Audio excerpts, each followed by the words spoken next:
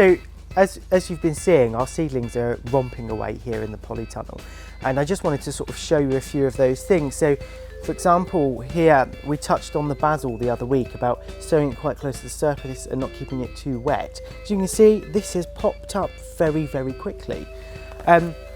One thing I did want to talk about is sort of the cheap seed. So we try to buy good seed, and I can't quite lift that off.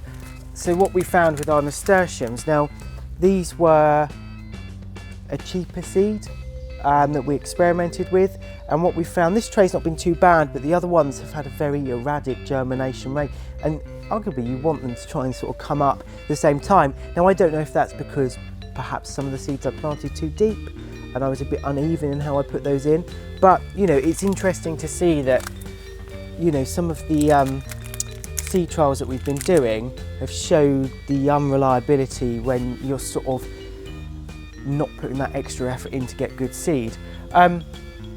Cornflowers, so I've sown these because I didn't have anywhere else to put them at the time, so they're going to be pricked out today because you can see they've gone a little bit mental.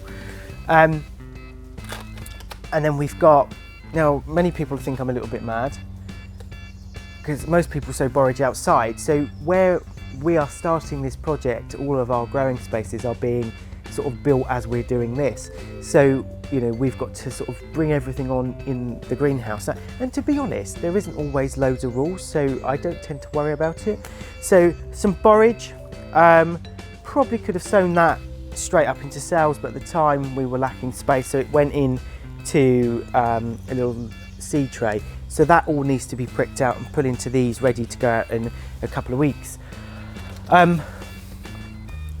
Another great one, the chamomile has gone crazy. We've also got a poppy here. Again, I probably would have sown this direct, but we didn't have the space to sow it direct. So all I'm going to do is probably lift this in little groups and put them in slightly bigger pots to grow on, ready to go out into the garden space in a few weeks. The courgettes are coming up. Again, this was another one we experimented with a slightly cheaper seed, and they're coming through, but germination is quite unreliable. Whereas we've got slightly better seed with the cosmos, better, you know, but I'm not saying it's all about expensive.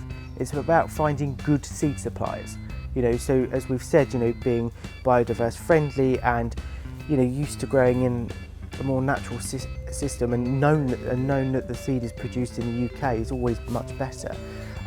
Lupins, so lupins, for those of you who know them, these big sort of like, you know, sort of fingery leaves with these big beautiful blooms, and when they start off with round leaves, and then as you can see here, some of the first true sets are coming through.